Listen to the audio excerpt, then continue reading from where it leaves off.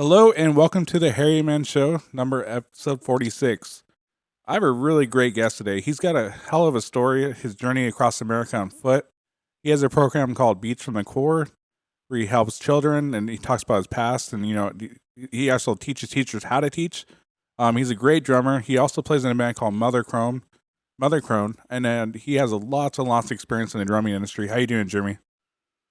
Hey man, I'm doing so good. Thank you so much for having me, brother. Yeah, no problem, man. I think we were discussing before this. We were friends on Facebook, and I for some reason I wasn't seeing your stuff, and we started talking back and forth, and one thing left Mm. another. I'm like, dude, this guy's legit. Why am I not having this guy on the show? Right? Yeah, yeah. Facebook and they're hiding everybody, man. Yeah, Ooh. yeah. I think I don't really don't know the semantics of it, but I think you only get like 10% of your friends seeing your stuff, so it's kind of a downfall of that. Right. All right.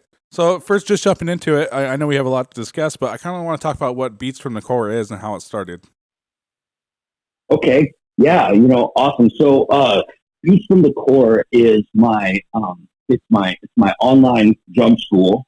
So it's a place where I give private virtual music lessons to students all over the world via FaceTime, Skype, Facebook Messenger, and it started out. It didn't start out online. It started out as a brick and mortar school. I taught at the Seattle Drum School for about a decade. Oh, nice. Yeah, back in the day, lived in Seattle for 20 plus years, and I taught at the Seattle Drum School for about a decade. And I started, I started really seeing when I learned how to teach, it really transformed my life. We'll get into that later about why I even started playing drums and all of that. So, Steve Smith, the owner of Seattle Drum School, he got me into teaching and he mentored me, and it changed, ultimately changed the course of my life. So I wanted to be able to start my own drum school and kind of focus on having it be transformational.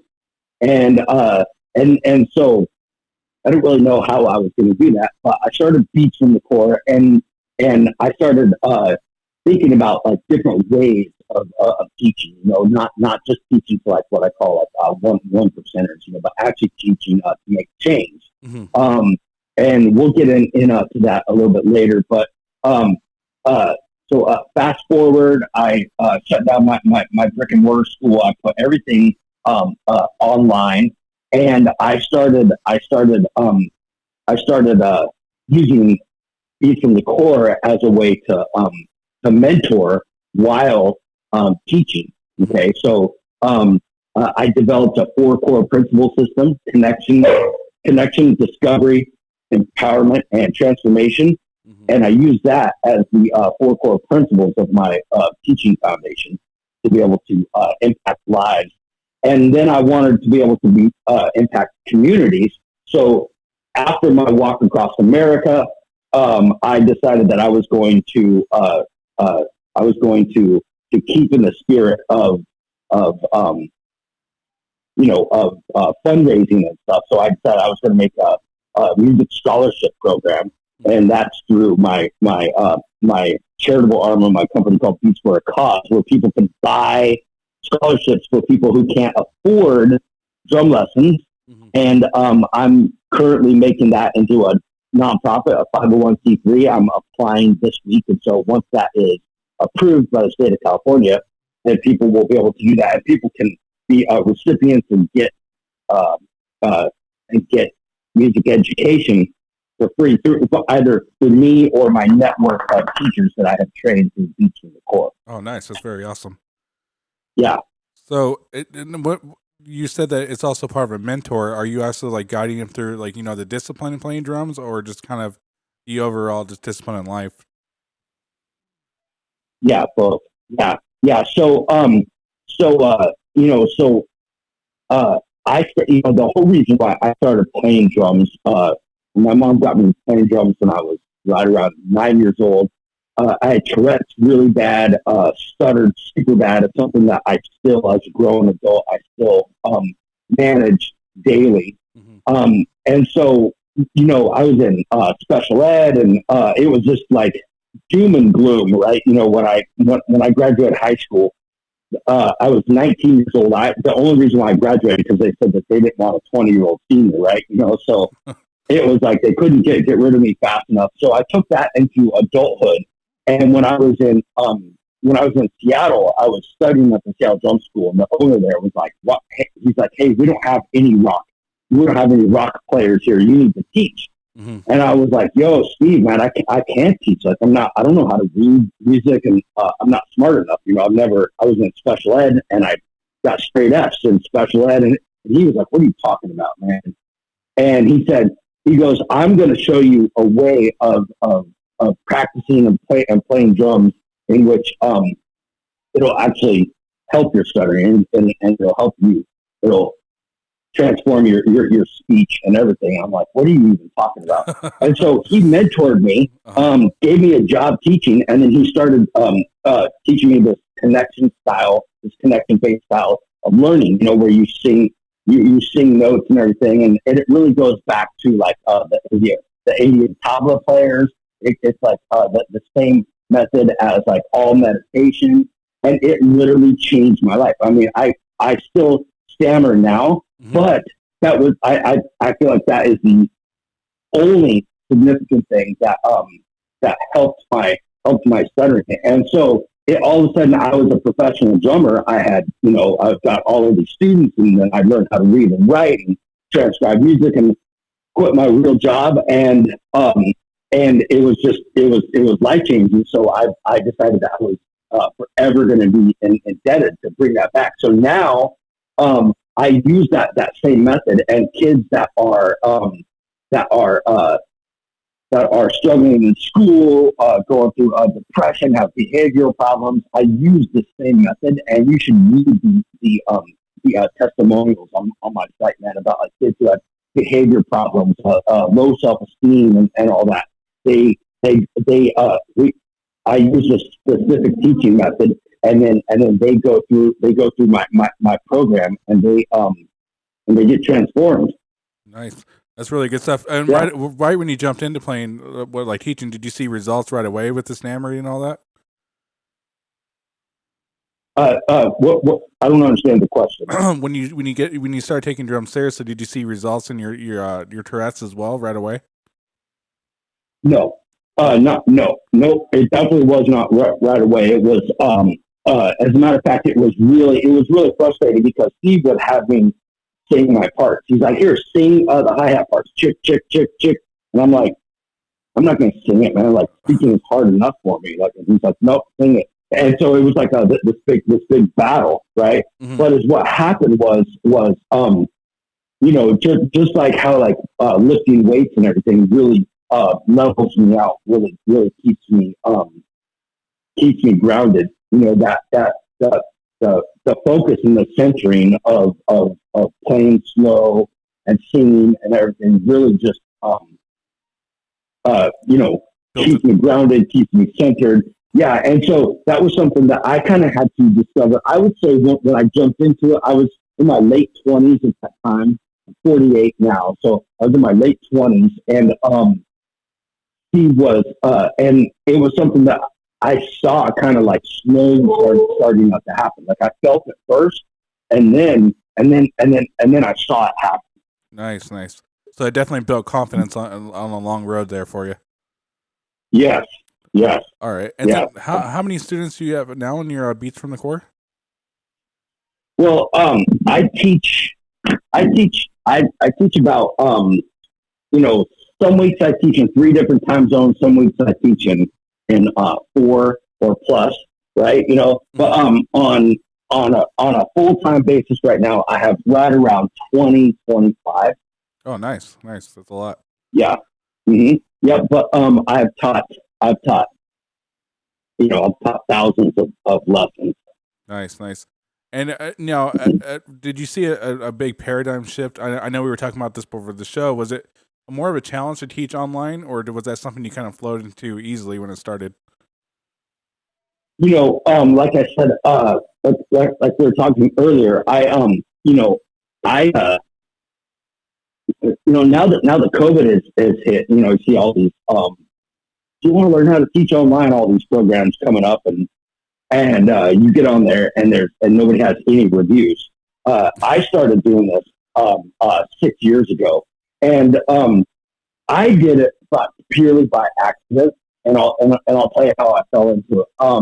So like I said, I had my own brick and mortar drum school Mm-hmm. up in Seattle, and my band Mother Crone, we started touring a lot. Like we were out a lot. We'd be like three weeks at a time. Plus, I was doing hired gigs too. After I'd be touring with them, bands who would get in a fight with their drummer, maybe their drummer, exploded, right, or something like that. They would contact me and fly me out loud, Yeah. do their deal. So I was doing that. So my students, they didn't want to be subbed out. So I had a lot of techie dudes, a lot of dudes that were working for Amazon and Microsoft. And I remember in the same week, three of them were like, "Hey, let's just do it through our phones online." And I'm thinking like, "Fuck, I never thought about that." So here I am. I'm in the back of the venue, and I'm like, "Oh man, this can't work." So we started doing lessons like that, and my students actually liked it better because they actually felt more empowered. Because now it's like you know what happened? It really exposed taking the training wheels off. You know how like you go into a lesson and there's two drum sets and you play and you feel really good, and then you get home and you're like, "What was I doing? Yeah. What? Oh, I don't know how." Right? Yeah. So now it's literally like, okay, take your right hand, blah blah blah. And it's so now it really started becoming more of the student's journey, and I had nothing to do with it. That's why I changed my thing. Instead of teaching, I just call myself a coach. So I fell into it, and then on my last tour cycle with Mother Crone in 2016, without getting into too much detail, I went through a unexpected divorce, and so lost everything, lost my school, lost all of that stuff, and so I was like, well, you know what? I'm just going to move everything online. Mm-hmm. And so I didn't know how it was going to work out, and it was the best thing that I ever did. And like I said, I ended up traveling around the world for almost 4 years, and just used practice pad, drumstick, phone, selfie stick, and I would be on the beach in Thailand teaching drum lessons. I would be in Yosemite National Park teaching drum lessons. Wherever I was, as long as I had a cell phone connection, I was teaching lessons just right there. That's very awesome. And now, yeah. And so when I was on tour, it's funny. Other drummers were like, "Dude, what do you do?" Like, "Whoa, you teach me how to do this." So I started teaching other drummers, but then I realized, they would do it, but then it wasn't until I got to New York that I really decided that I was going to play a different game, and the different game was I wasn't going to. I'm not in this to win students. I decided that I was going to be into this to live a life of service. That's ultimately what I'm here for. Mm-hmm. In many different ways. So that's when I decided to make my teacher training program. When if somebody wants to do it to learn how to, just to get a whole bunch of students to get money in their pocket, then my program is not for you. But if you want to be able to learn how to impact lives and community while making a great living, then this is the perfect program, because that is the focus of my entire company. Nice. And I know you mentioned certifications there. Correct me if I'm wrong, but do you have more like a karate belt system for the students as well too as they progress for the certifications? What do you mean? I noticed in some of your pictures that do you also certify the kids too as they progress and graduate from your lessons as well? Yeah, in sort of like a very fun way. Yeah, I have I have like, yeah, I really encourage like community style stuff, dude, kids, other kids, help and stuff. Like here's the Beach on the Core community is really amazing. I have one of my adult students, not a teacher, just a regular old student. He's getting a new hi hat stand. Oh, One of nice. my kid students, they're his parents got him this drum set. They could, they weren't able to afford much, and so they just got what they could. And the kid barely, he doesn't have a functioning hi hat stand. One of my students is mailing. He doesn't even know this dude. One of my students up in Seattle is mailing this kid here in California his hi hat stand. Oh, Beats in the Core. It's an awesome tribe, man. Where it attracts like minded people. nice. Yeah. So it's pretty freaking amazing. Yeah, it's a more of a good karma effect, is what you're saying. Mm-hmm. And the next thing I wanted to bring up is something I've always wanted to do myself. You actually walked across America on foot. Now, was this part of like kind of something that you wanted to challenge yourself or rebuild yourself? What sparked this for you? Yeah, man. Yeah. I did. In April 22nd of 2019, I walked off the Brooklyn Bridge in a pursuit to walk across America. And I'm one of the few people who did it completely solo. Most people who have done this, Mhm. like my poser did it. A whole bunch of cats have done it, and they have crews with them. So like they've got like support vehicles.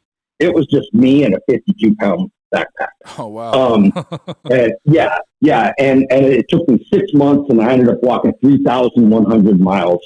Oh wow. And is what sparked me to do it. I was living in New York City, and shortly after I got there, I was there gigging, just riding my career. Mhm. And I was still kind of healing after my divorce and all of my loss and everything. And I had been going for so long, man, just like grind. Successful music career, all of this stuff. And like I said, man, like I wasn't feeling. I felt like I was like, what is the point? What is the point of this? Like, what? None of this freaking matters. Nothing matters. Like, who cares if I have students? Who cares if I play on stage? And like, this is pointless. It's not helping the world at all. Mhm. My town, Reading, had caught on fire, and all these people lost all their homes. Oh And wow. so I called up all the teachers in my that I went to my program at that time, and I said, hey guys, I had this idea. Who here would be interested in doing drum lessons for a weekend, for in exchange for sending people PayPal links to help with the victims, right? We don't know them. We'll just do it. And if it's like one lesson, who cares? If it's 10 lessons, whatever. Mhm. And they all were like, yeah. So we did it, and it was great, man. And it just that's when it dawned on me. I was like, I can actually help make an impact and be able to provide help and whatever through what I'm already doing. So that was the very first part of Beats for a Cause. And so I started working with I got these business coaches, and they help entrepreneurs that want to be able to make an impact. And I started and they were helping me craft the speech and everything, because working on my talking. And they were talking about making doing something grandiose to make an impact. Mhm. And I told them that I wanted to continue raising money. And I said that I heard this dude on the Joe Rogan show called The Big Pygmy, and he was he has this organization called Fight for the Forgotten, and he he was a UFC fighter, and he had the same thing. Like, what is this all? What is this even? What am I even doing? Like, who cares about my success? Not to cut you off, you're speaking of Justin Wren, right? Of Fight for the Forgotten. Justin Wren. Yeah. Yeah. And so he, his story, he ended up just taking matters into his own hands. Quit. He quit his UFC career, went and lived in the Congo and helped these pygmies get fresh water and stuff. And it kind of dawned on me, man. I was like, listen, man, everything I've ever done has been drumming. That's been my entire identity. And so I was like, you know what? I'm gonna quit, get rid of everything that I have. I'm just gonna stop drumming, and I'm gonna walk across America. And at first, I was just gonna do it for myself, but I was like, this is probably gonna be really hard, so I want to tie it to something. So I decided to tie it to Justin's foundation for his anti-bullying campaign. Nice. And you can probably understand why that was important to me. The guy got made fun of when I was growing up, probably, right? In the 70s and 80s, long-haired kid twitching and stuttering, man. So I didn't know, like I said, drumming was my only identity. Dude, so listen, man, I had a rad apartment in New York City. I could see the Statue of Liberty and the Brooklyn Bridge and everything. And I gave up my entire apartment. I gave away every single thing that I had. I had 3 drum sets, man. I had a snare drum that Cameron used on some of the Pearl Jam and Soundgarden albums and everything. Gone. Everything, man. Just gave. I had. The day I left, I had 2 pairs of clothes.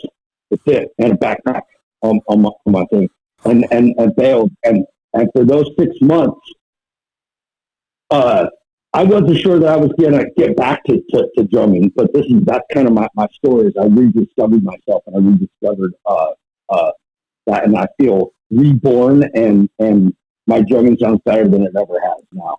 Yeah, and going into that, I know you mentioned you were lifting weights throughout your whole life. What was the kind of prep on you physically? Was it something you were kind of prepping for? Or you just jumped right into it? Well, yeah. So I talk about that in one of my books that I'm writing so I left in April of 2019. So January 1 of 2019, I left my New York City apartment and I went to my buddy's place in Virginia. He was out in the country. And my prep was, I had walked 20 miles. Like, when was the last time you walked 20 miles? Yeah.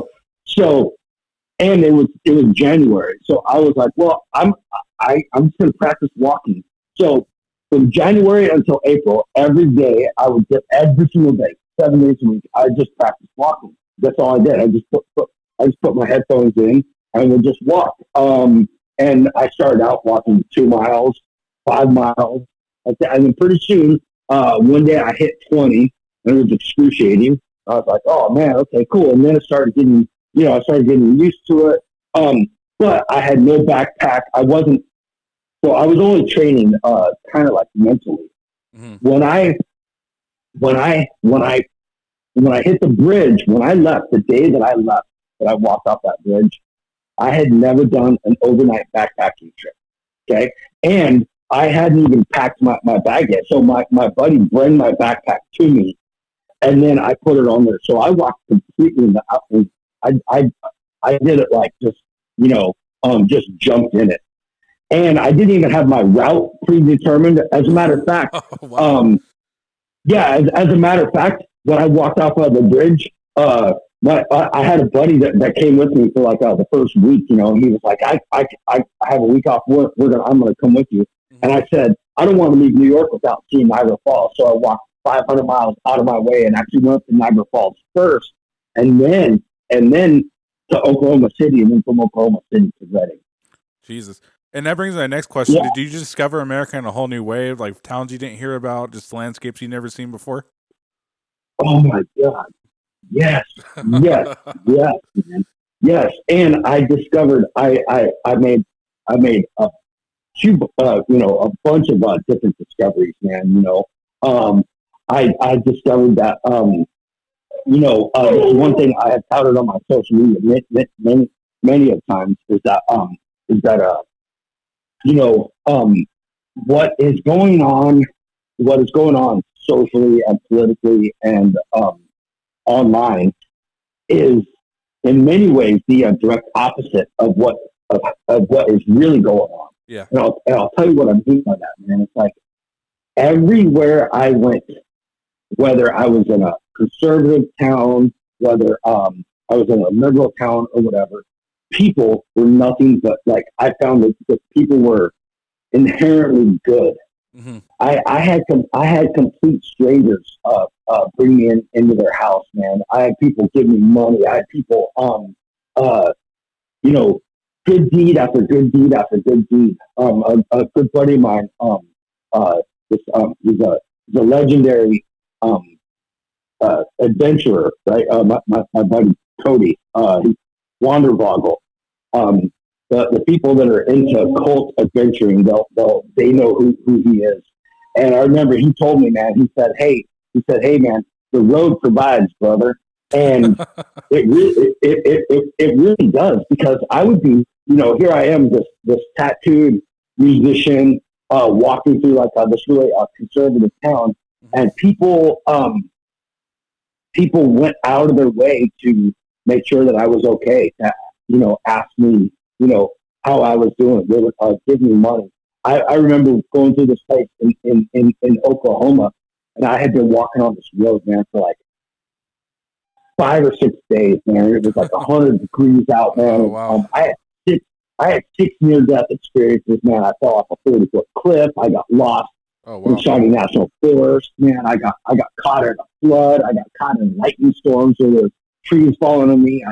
I had to jump in a ditch or a tornado. I had all this crazy shit happen to me. Hmm. And then, so I was walking down this road in Oklahoma, and it was like this oil town, and there was this hotel.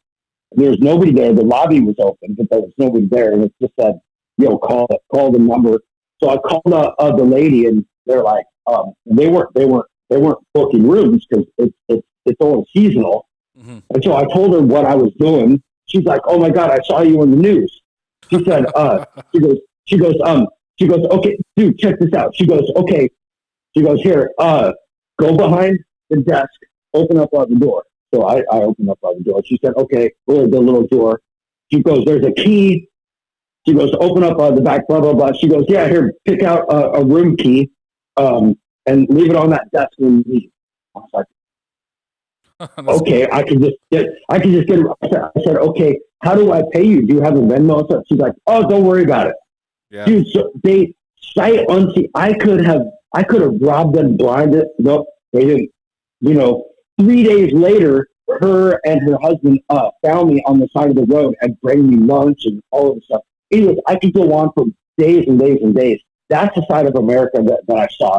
Yeah. Now, I want to be completely. I don't want to be naive. I did see some ugliness. Like we have two epidemics in this country. One is a rampant epidemic of methamphetamine Hmm. use, and another one is is is blatant racism. And I saw both of those big time out. But I'm choosing. But I'm not focusing on that because there's a lot of focus on it. I'm focusing on telling people that hey, there is hope. There's still a lot of good out in the world. Yeah, and I agree with you. I'm not trying to politicize either, but I definitely think there's way more good than bad. I just think we're kind of tied into what's put in front of us, and that kind of programs us. We kind of missed out on the bigger picture of all the good stuff you saw. Yeah. Yes. Exactly. And Yes. everything. Because yeah. Go ahead. No, I'm just saying everything's kind of weaponized or whatever. Political. I just the Yeah. less attention you pay to it, the better things come. Pretty much. Mhm. Yeah. Yeah. And I've had. I also want to acknowledge too. I've had people say, "Hey, man, your walk would be a lot different. If you were not. If you were a brown or black person and like that. And I tell them I completely agree. I completely acknowledge that. So anybody that is listening to that, just know that I'm actually right about that in my book, and it is. But with that being said, it still does not negate that there are, people are mostly good. Most people are mostly good. Yeah, absolutely. I Yeah. wholeheartedly So agree with that. I meet people on a day-to-day basis, and I would say 95% good. right, right, right. So, Yeah. and that kind of brings me to the next point. You mentioned that you're writing books. Are they released, or are you releasing them soon? Well, man, I mean, this is a huge, huge undertaking. This is harder than releasing an album. Yeah, it's like, so I started doing a film, and now that film is actually going to be it's actually turning into like a, uh, almost like a Henry Rollins style spoken word. Once we get back out into being able to do stuff again, Oh, I'm nice. I'm gonna be doing like, yeah, telling these stories and everything, and I'm gonna have my drums up on stage and a movie screen back there behind me, and it's gonna be interactive, and we're gonna talk about all of this stuff. And so I'm building on the story. So there's gonna be that way. I have a chapter in a book. There's this book with these there's these 20 artists that did 20, or these 20 authors who did 20 extraordinary things. This publishing group, they asked me to be part of it, and so I'm hoping that is going to be. It's been delayed because of COVID. I'm hoping that'll be out within the next 30 days. Oh, nice. And then my solo book about walking across America, I'm hoping will be out by the end of summer. Well, I'm definitely gonna be reading it. Yeah. Thanks, man. Yeah, so I'll definitely keep an eye out there for that. And but without skipping over, I want to talk about the band you're in, Mother Crone, and this is the doom metal band, I assume. Yes, yeah, man, yeah. The Mother Crone. I've got to do a lot of awesome stuff, man. I played with some cool, legendary people in Seattle and everything, man. But I'll tell you what, there's nothing better than, in my opinion, than when you get to be in a band with your best friend. Yeah, I mean, it's just it's incredible, man. I don't have better friends than we're a 3-piece, so it makes it way easy. Do those 5 or 6-piece bands. Oh god, after a month on the road, those get very trying. But God, man, yeah, the Mother Crone is amazing. Joe Frothingham, the guitar player singer, he was actually the drummer for Himsa, for Go Like Hell, and for Witchburn. So he's a fantastic. He's one of those, he's one of those uber talented people. The rest of us, myself, I have to practice. Joe is he's just freaking amazing. So he writes the guitar, and then he and I, the three of us, we have this chemistry, man, that's just freaking amazing. But and we're in the process of writing a new album right now as we speak. I go to Seattle once a month and nice. Rehearse. How long have you guys been together? Oh, so gosh dang, I would say maybe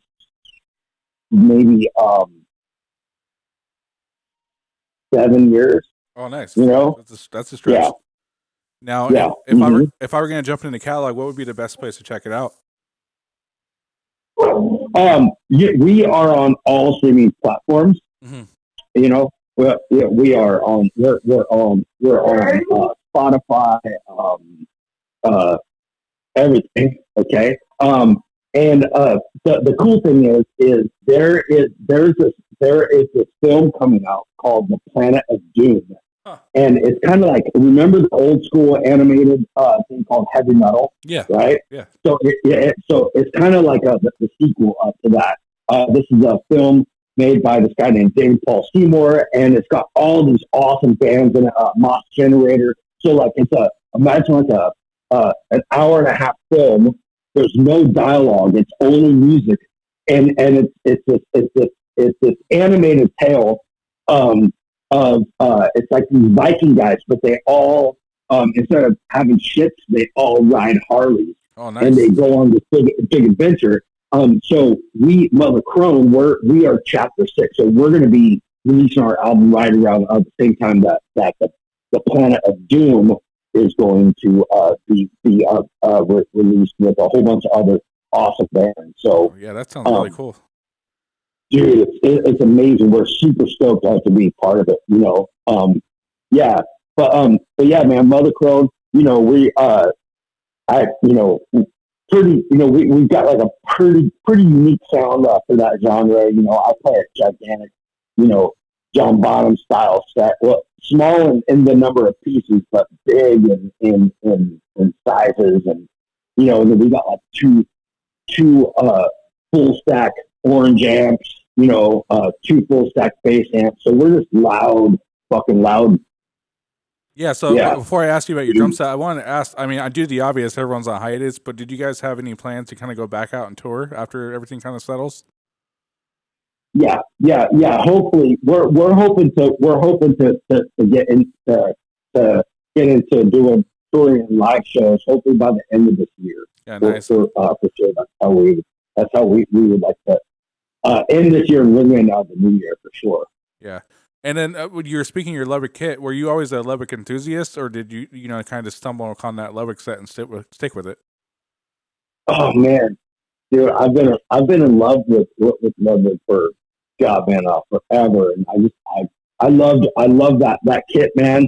That silver sparkle, and 26, 13, 16, 18. But you know what, dude? When I went on my walk, I got rid of that kit. Got rid of everything. Boom. Wow. So I came home and just literally. So my walk, it was so brutal and damaging on my body. Like I said, I'd fallen off a freaking cliff, man. I had almost died of dehydration. I was just brutal. So it took me a year to bounce back. All right, And almost like a year. 6 months. This may be a silly question, but did you suffer with or restless leg syndrome? Did you have a hard time just kind of staying in one place after all that? Yeah. Well, it was emotionally the most gnarly thing I've ever went through because I was super isolated. Man. I went a month one time without having a real conversation with anybody, Oh, wow. And I was out in the middle of the woods and everything. And so it was like, came back and the next thing you know, I'm down in like, LA, Joe Rogan show. And I'm like in the, like, oh my God. And so it was almost like PTSD, right? Yeah. I wanted to hide. Yeah. So it was very hard coming back. So to bring us around to the drum set question, I